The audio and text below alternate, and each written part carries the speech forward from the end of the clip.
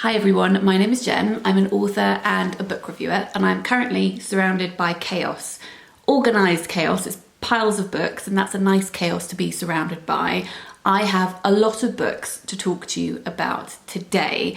The majority of my reading that I do tends to be from small presses, and I only realised that percentage-wise when I started tracking it last year, and I think this year I can't remember the exact number, but I think it's about 60-70% of the books that I read are by small presses, small publishers. And I'm often asked, Jen, could you recommend your favourite books by this specific publisher? And I was going to do a video answering that question, but then I thought it's much more helpful if I widen that. So today I'm going to talk to you about my favourite books, my top 3 books from 10 small presses.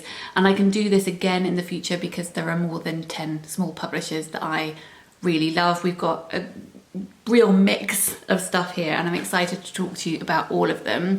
Last week I did a reading vlog where I read all of the Japanese and Korean translated books that Stranger Press publish in preparation for this video because they were a publisher that I wanted to chat about here, and I'll link that video in the description box if you would like to watch it. I've also done a publisher spotlight on one of the publishers I'm going to be mentioning here called Jacaranda Books. I interviewed the founder and everyone who works there quite a long time ago now, and old videos are always slightly, maybe not embarrassing, but weird to look back on. I think it's from 2016, so do bear that in mind if you go and watch that one as well. I think everyone on YouTube at that time, shouted a bit instead of just talking. It was just what we did. I think we didn't trust the microphones. Anyway, if that video is still public, I will list that in the description box down below as well. Why did I want to film this video? Well, I love publishers of all shapes and sizes, and I've worked with small, medium, large publishers over the years, and my own publishers, I have several for the different things that I write. I have a poetry publisher, I have a non-fiction publisher, a children's publisher, etc. I have, as a writer, worked with small and large companies too. I'm talking about this from the perspective of a reader, and I find, on the whole, not always, but on the whole, small presses seem to be doing the most innovative stuff. They take more risks because they can, and also they tend to focus on a niche area of publishing and then experiment and try to do that really, really well. And I find that very exciting. So I'm going to be talking about 10 of my favorites. This is not an exhaustive list. I can do more of these in the future, but I'm going to start with 10 publishers. I'm going to talk to you about how I discovered these publishers. The first book of theirs that they published that I read, my top 3, or sometimes 4 because I couldn't choose, books that that publisher publishes, and a book by them on my TBR that I'm hoping to get to in the not too distant future. All of the books that I talk about I will list in the description box down below, and I will link the publishers' websites too. Let's begin with the publishing house that kickstarted this video, because it's the question that I get asked the most, and that is, Jen, where would you recommend starting with Persephone Books? Persephone Books is a publisher that publishes forgotten classics, mainly books written by women, though they do have a couple of books that they've published by men. And they also have a bookshop. Their bookshop is stunning. They have textiles that match the books. So for instance, in each book there is an end paper that has either a wallpaper or a textile that was made the year that the book was first published, and each book has a matching bookmark that goes with it as well.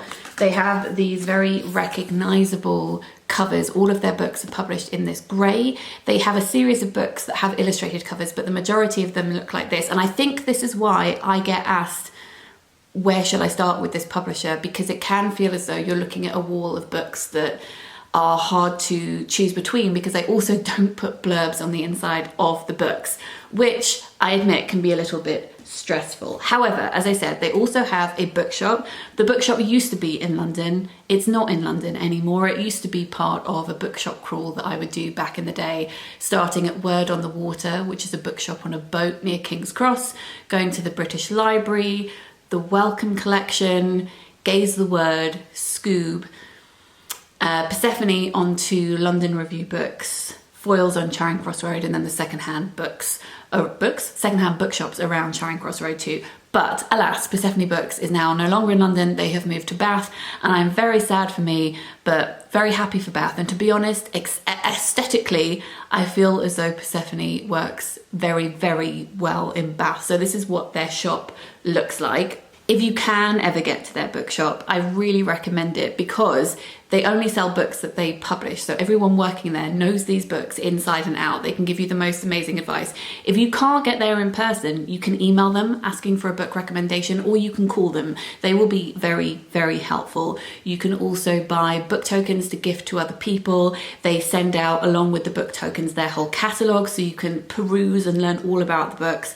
I just think it's a really lovely enterprise. So I can't remember the first book of theirs that I ever read, which is perhaps not very helpful, but I have them in a couple of piles around the living room. They're behind you.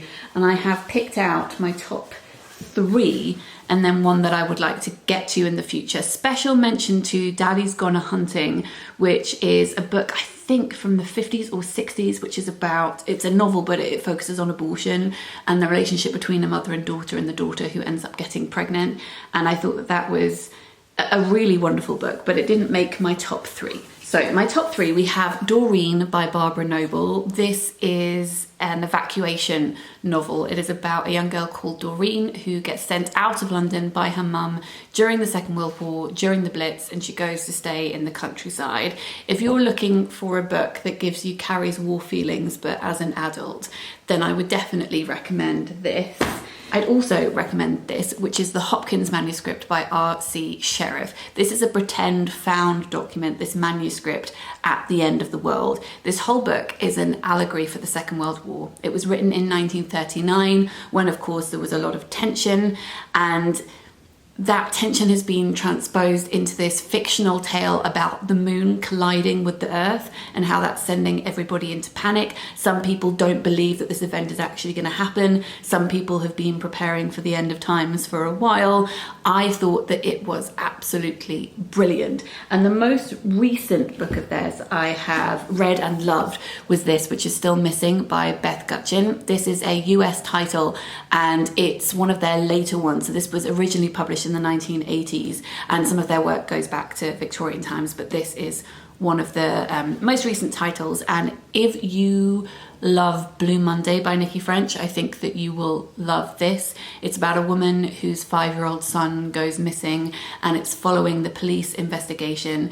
It's looking into homophobic prejudices of the 1980s, and I thought every character was very believable. The dialogue was wonderful. I didn't want to put this book down. I read it in 2 sittings, and I would have read it in 1 if I hadn't have needed to go to bed. As for a book that's on my TBR that they publish, I have a few, but the one I thought I would highlight here is Despised and Rejected by Rose Allatini, and this is about being queer in the early 20th century. This is a novel as well. I can't really tell you more about it because, as I said, they don't really have blurbs inside. Instead, they have an extract, like a paragraph from the book. But if you want to know more, you can check their website, and you can also, as I said, give them a call, visit the bookshop, drop them an email. Another publisher that has a bookshop, or a series of bookshops, is Daunt Books. Daunt Books, I guess, is famous for being a travel bookshop, but they are more than that. They don't just publish travel guides. What they do is they organise all of their books in their bookshop by countries. So you can go to the Japan section and find not only travel books about Japan, but also novels, poetry, non-fiction. And it's a really, really fun way to browse. It is owned by James Daunt, who now heads up Waterstones and all of that stuff, but it's been around for a lot longer than he has been the CEO of Waterstones. And there are, I'm not sure how many there are in London. I want to say 5, but that is a number that I just pulled out of thin air. The main one is in Marylebone, and it's just stunning. I will insert a picture of that here. In more recent years, they have started publishing their own books, and the first book of theirs that I came across is one of my favourites that I'm going to mention here. It's an anthology. It's called At the Pond, Swimming at the Hampstead Ladies' Pond, which is a collection of essays by more than 10 writers about what this specific place means to them. I'm not into outdoor swimming myself, but for some reason, I love reading writers talk about it. I think I'm just interested in what other creative outlets or activities writers are doing as an author myself. And I have read Nina Mingyapals and Jessica J. Lee talking about outdoor swimming in their other books, and they're two of the contributors in this, which is why I think I picked it up in the first place. Plus, if you have been around here a while, you know I walk on Hampstead Heath quite a lot. So I wanted to read this. Very varied, really enjoyed it. And I thought it had some great discussion on what it's like to be in a space like this. And as a genderqueer person as well, I thought that was particularly great. Another book that they published that I love is Indelicacy by Amina Cain. This is a strange little book. It's about a woman who lives in this undefined era and place, and she works at a museum, but she longs to write, and she spends her time looking at paintings in the museum and deciding how she would describe them. She longs to describe everything she sees as a painting. So in a bid to get out of this mundane life of hers, she decides to marry this very rich man who can give her the time to write. Sometimes you read this and you think, oh, it's set in the 1700s. Sometimes you read it and you think, oh, it's set in the 1800s. No, maybe it's set in the modern day. There are just lots of turns of phrase that catch you off guard and change the scenery around you, almost like there is a painting of a particular time and place behind you as you're reading, and every so often someone will switch it without you noticing and you have to reorientate yourself. I found that so satisfying, like frustrating, sure, but in a fun way. It was quite playful. I liked it. I thought about it so much after finishing it. I would recommend it for fans of Margaret the First by Danielle Dutton, and also My Year of Rest and Relaxation by Tessa Moshfegh. I thought it was brilliant. Another one that they have published is a reissue, and this is Celia Dale's book, A Helping Hand. If you enjoy Muriel Sparks, then you will love this. It is a creepy crime classic about a couple who try and locate elderly, wealthy people and then take them under their wing and then try and take their money. It's quite quiet, but also has moments that will really make you gasp. I think this was originally published in the 1960s, and this is a reissue with an introduction by Jen Ashworth. And another book by Daunt Books that I have on my shelf is this, which actually arrived in the post the other day, which I'm super excited about. It's proof. This is another Celia Dale book called Sheep's Clothing. It says Grace meets Janice in Holloway Prison. Once both women are released, Janice quickly becomes an accomplice to a scheme of Grace's devising. Posing as representatives of the Social Services Agency, the duo begin visiting elderly people, falsely promising them increased pensions. I'm sensing a theme with Celia Dale, and I'm here for it. And another book of theirs that I have on my shelf is called Dog-Hearted, which is similar to the Swimming at the Hampstead Ladies Ponds book. It is an anthology of work by writers, but this time about their relationship with dogs and specific dogs in their life, and it's probably going to make me cry. I will read that at some point in the not too distant future. Salt Publishing is probably the first small press that I paid a lot of attention to, and I think I was first grabbed by their covers because Chris runs, I believe, at least he used to run something called the Cover Factory. He used to make the covers for their books, and I think covers for other publishers as well. He always makes beautiful book covers. So I was enticed by those covers, and then I did a deep dive into what they published. They're a publishing company run by a married couple called Jen and Chris. They are based in Cromer, and they publish fiction, non-fiction, poetry, short stories. It was their poetry and short stories that I was drawn to first because that was what they seemed to publish the most of. They publish Alison Moore's books. You may remember that her book, The Lighthouse, was nominated for the Booker Prize again a few years ago now, but that definitely threw Salt Publishing into the limelight. And I thought I would talk about some of my favourite books that they have published over the years. A couple of short story collections. They were my introduction to Kirsty Logan. They published her first in book form. This is her collection, The Rental Heart. It was her debut. She's since written lots more short story collections and novels. I'm sure you're familiar with her because we have a similar love for fairy tales and queer writing and all of that good stuff. So if you would like some fairy tales in your life with dark undertones / overtones and queer storylines, then I recommend The Rental Heart. Then also in the similar vein, we have New World Fairy Tales by Cassandra Parkin, which takes 6 Grimm's fairy tales, reimagines them set in the States, and writes them as if they're a series of interviews with fairy tale characters. It has Snow White as a drag queen. If that doesn't entice you, I'm not sure what will. Then we have The Book Collector by Alice Thompson, again rooted in fairy tales, and this is about a woman called Violet who marries this man that she's just met, and it turns out that he had an ex-wife called Rose, also named after a flower. She died in mysterious circumstances. He has a library of books that he won't let anyone touch. He doesn't even read them, he just likes to smell them, and he's got a safe that she's not allowed anywhere near. It has imagery linking in with Beauty and the Beast and Bluebeard and Jane Eyre, gothic literature to the max. It is a parody almost of itself, but so brilliant, so tense. Loved it. And then a book that they published that is currently on my shelf that I haven't got to yet is The Nightjar by Louise Peterkin, and this is a poetry collection. Again, look at how beautiful this cover is. I would also recommend, if you're looking for more fairy tale type short stories from their magical realism, The Other World It Whispers by Stephanie Victoire, which is also brilliant. Last summer, I also did a reading vlog where I bought a mystery box of books from them. I don't think they do the mystery box of books anymore, but it was fun. You could buy 10 for £25. You didn't know what was coming. So I did that, and then I filmed a vlog where I read all of the books that landed on my doorstep and reviewed them, and I'll link that in the description box down below. Next, I want to talk to you about Jacaranda Books. Jacaranda Books is a small press in the UK, and the majority of what they publish is by Black British authors.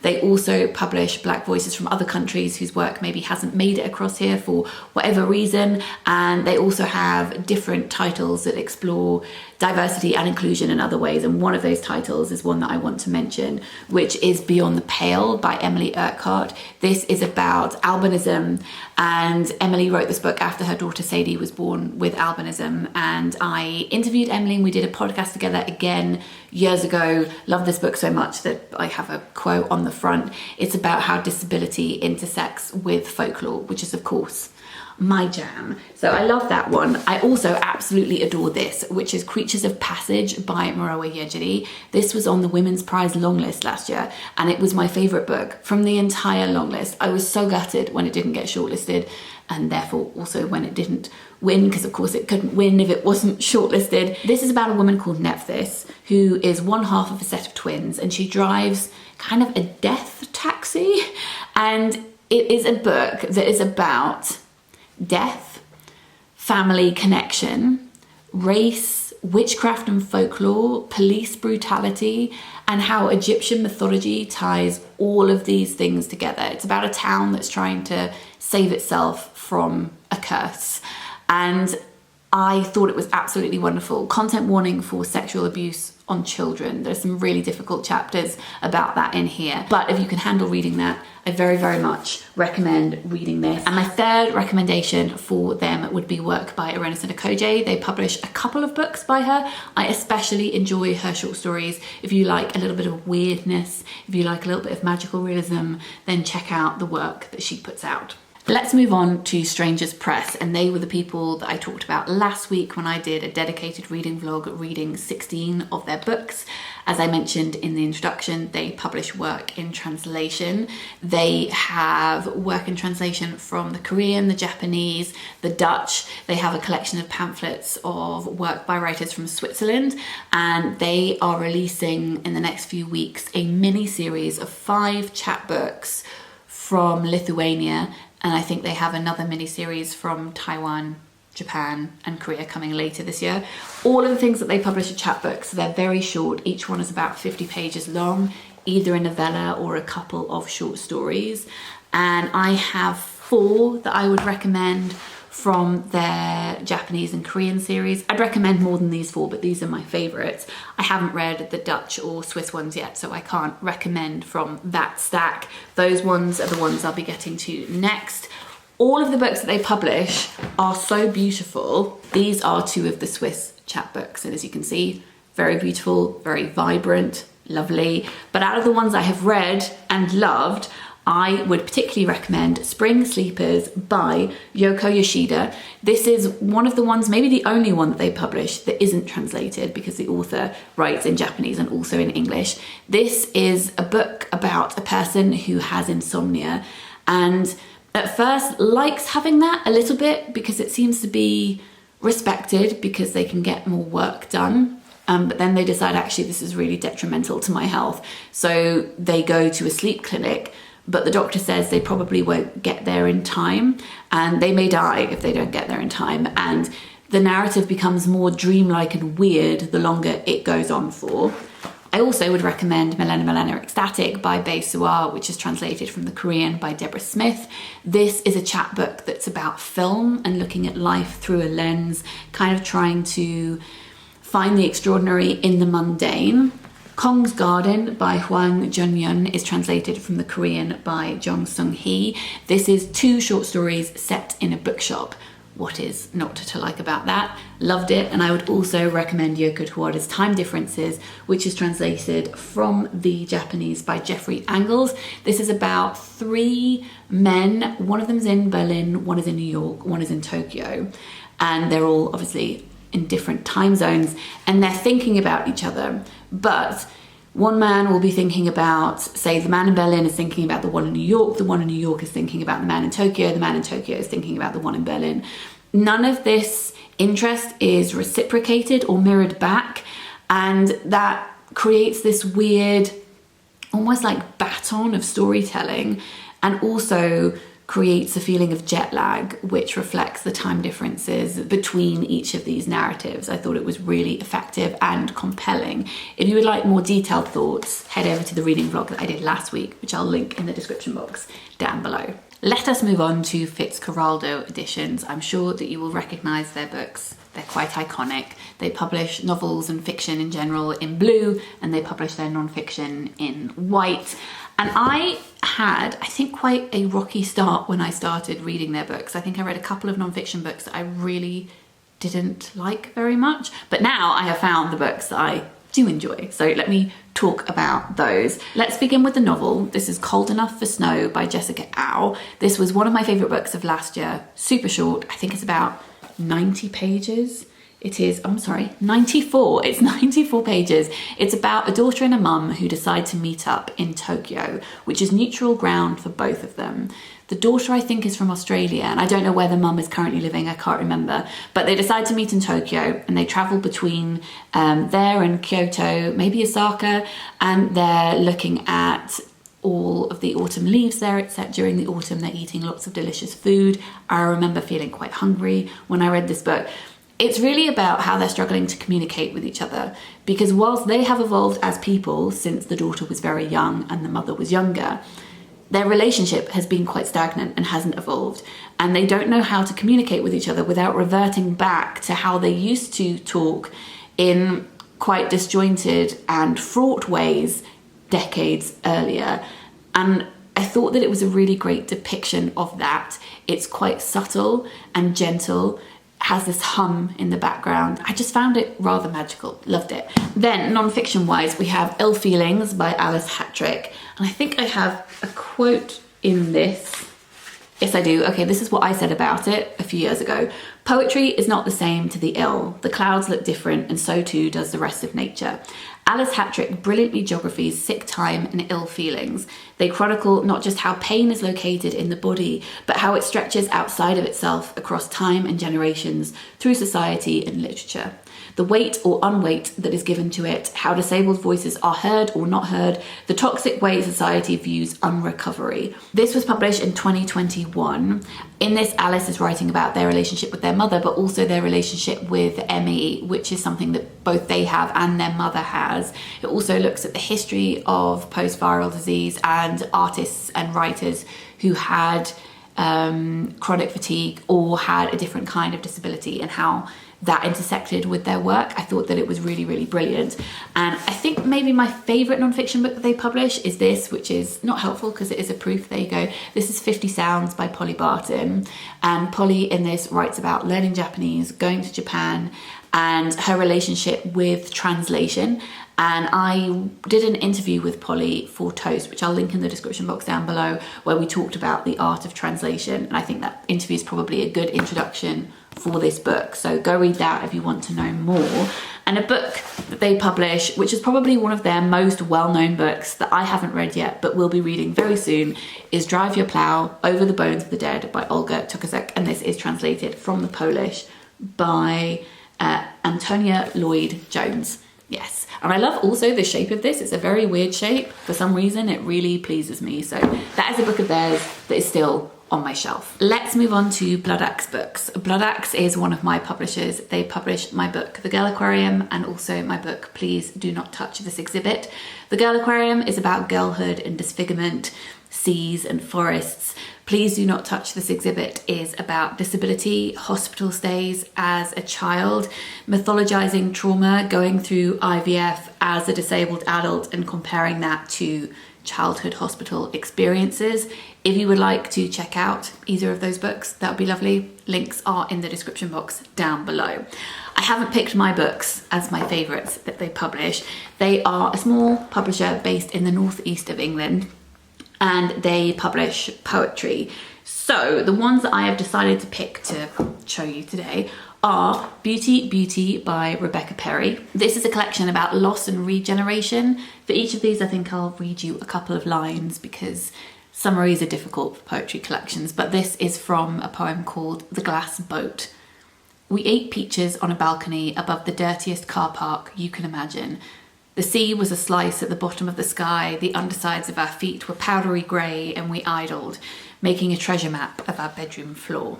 Another one I'd like to recommend is All the Prayers in the House by Miriam Nash. She spent a lot of time on an island where Robert Louis Stevenson once lived, so these poems are imagined conversations between her and Robert Louis Stevenson, which is really fun. Dear Mr. Stevenson, I believe you would approve of this, my writing to the dead, as you yourself said, that the true spirit of correspondence is the willingness to pour forth unmitigated rot, what with you witching on some far else island and us never having met. Girls Are Coming Out of the Woods by Tashani Doshi is about fairy tales, folklore, woodland imagery, abuse and female rage. Girls are coming out of the woods wrapped in cloaks and hoods, carrying iron bars and candles and a multitude of scars, collected on acres of premature grass in city buses. In temples and bars, girls are coming out of the woods with panties tied around their lips, making such a noise it's impossible to hear. I also wanted to give a shout out to this, which isn't one of my favourite books that they publish, but do you ever read a book and it just has that spark and you end up thinking about it all the time? That's kind of how I feel with this one. It's one of the few books that they have with work in translation. This is A Little Body Are Many Parts by Lenia Rodriguez Iglesias, and this is translated from the Spanish by Abigail Perry and Serafina Vick. I just really liked the way this wrote about body. Thought it was great. And a book that I have by them on my TBR that I'm looking forward to getting to is by Aoife Lyle. It's called Mother Nature. This is about motherhood and loss and antenatal complications. So that one, yeah, is on my shelf. Where should we head to next? Let's head here, where I have pulled more books off my shelves than I should have done, but this is a publisher that excites me a lot, and this is Tilted Axis Press, and yeah, I just love what they do. So I first came across them, I want to say in 2016, which was maybe the year that they were founded.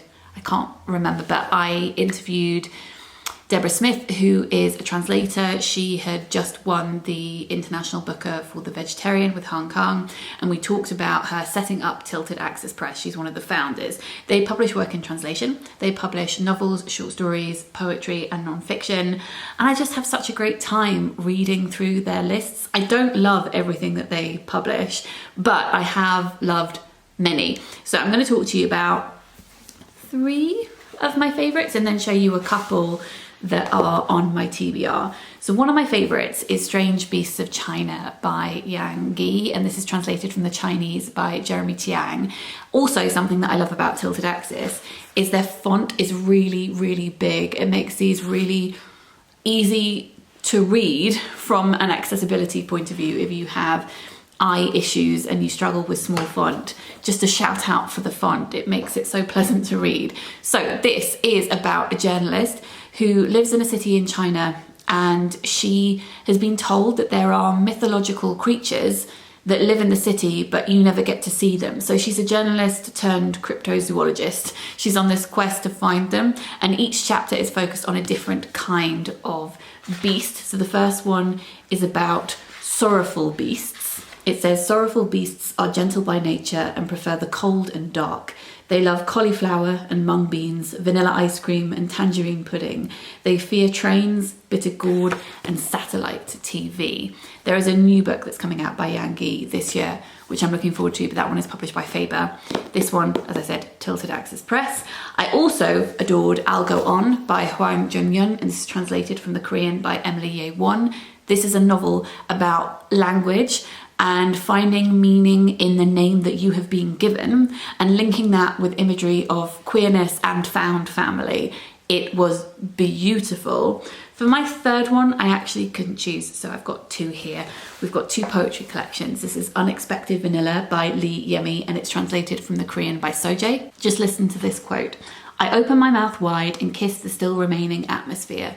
That's either the ceiling of a person or the floor of an afternoon, the lining of a luminous overcoat worn by the earth. I mean, yes. And this is Surges Seeks Bacchus by Norman Erickson Pasaribu, which is translated from the Indonesian by Tiffany Zhao. I also enjoyed his short story collection, Happy Stories Mostly, which was longlisted for the International Booker Prize in 2022, but I definitely preferred his poetry. If you are looking for queer poetry that really plays around with nature imagery, I would recommend this a lot. I have lots of books that they publish on my shelf that I haven't read yet, as well as many that I have read, but I couldn't pick which one to highlight, so I've chosen three that kind of showcase the different things that they do. One of those is Violent Phenomena, 21 Essays on Translation. Kind of does what it says on the tin. This is 21 essays by translators about the art of translation, the history of it and how it links in with colonialism and imperialism. Two short story collections that I'm looking forward to getting to. We have this by Ayako Matsuda. I've read a couple of stories from this, but not the whole thing yet. It's called Where the Wild Ladies Are. It's translated from the Japanese by Polly Barton, who's the author of 50 Sounds, the book on translation that I recommended by Fitzcarraldo. This is a collection of Japanese feminist ghost stories. And another short story collection I'm looking forward to getting to is Moving Parts by Pravda Yoon, which is translated from the Thai by Muipa Popsicle.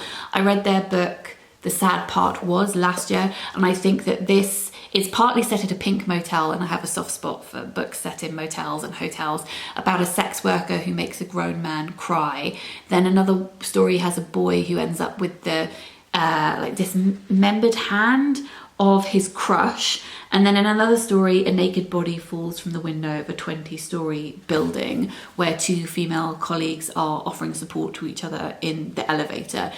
It sounds great to me, so I'm looking forward to getting to that, along with a few other books that they published that are definitely sitting on my shelf. The next publisher I wanted to mention is Pavilion Poetry. They are part of Liverpool University Press. I think the first book of theirs that I came across was Slant Light by Sarah Westcott, which is a beautiful book that looks at relationships and nature. There is a poem in here called Inklings, which is one of my favourite poems ever, which is about a couple who are trying to conceive. And it's just got so much complicated imagery in here. You can see I've annotated it a lot. Adore that. One of my other favourites that they publish is How to Wash a Heart by Banu Kapil. Again, I think you can tell how much I've loved the poetry collection by how much annotation I have done. This is a collection that looks at body and diaspora. Let me read you some of the things I've underlined here. It's exhausting to be a guest in somebody else's house forever. Another book of theirs that I read super recently is Hiding to Nothing by Anita Patti. It's currently on the Gillett Prize list, and the second half of this in particular and its discussion on IVF, I was so moved by. Obviously I'm particularly drawn to that because of personal circumstance, but it made me laugh, but also nearly made me cry on the tube the other day. And one of the lines that I've underlined in here which made me cackle is, so we did IVF, or it's very Frankenstein, as my friend once said.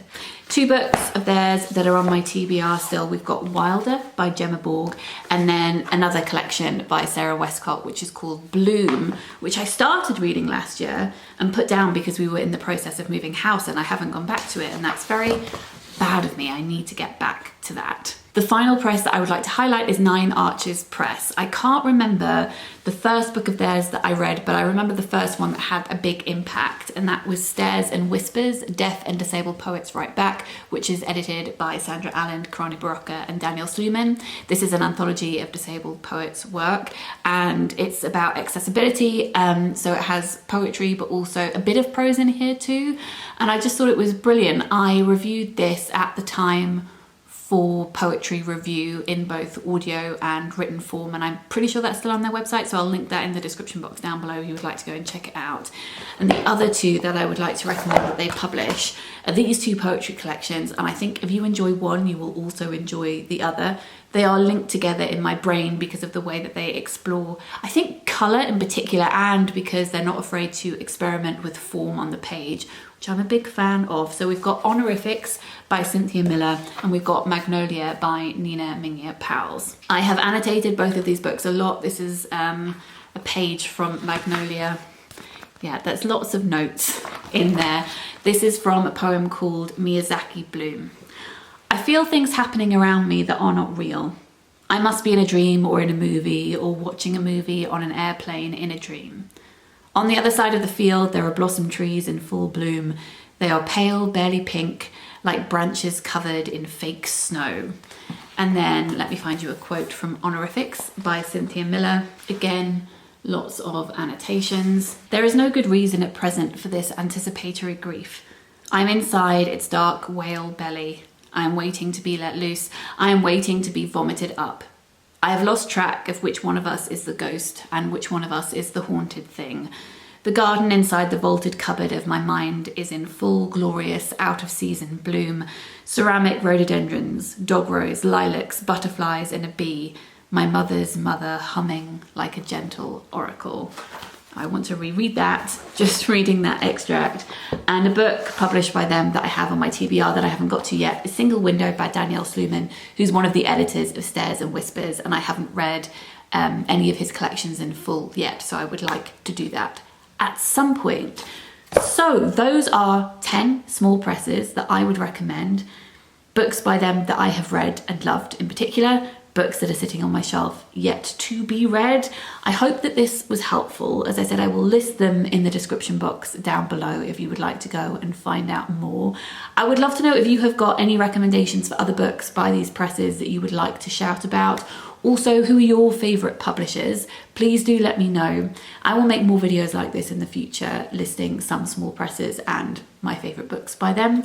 If you are new to this channel and you enjoyed this video, it would be lovely if you could subscribe, and also if you enjoy my content and you would like to consider supporting me on Patreon, that would be lovely. Patreon is a place where you can tip, throw $1 in the tip jar, and support over there allows me to keep creating free content on here and funds my time making it accessible by making captions and all of that good stuff. Support over there is super important. So if you can, that would be great. And if you can't, don't worry about it.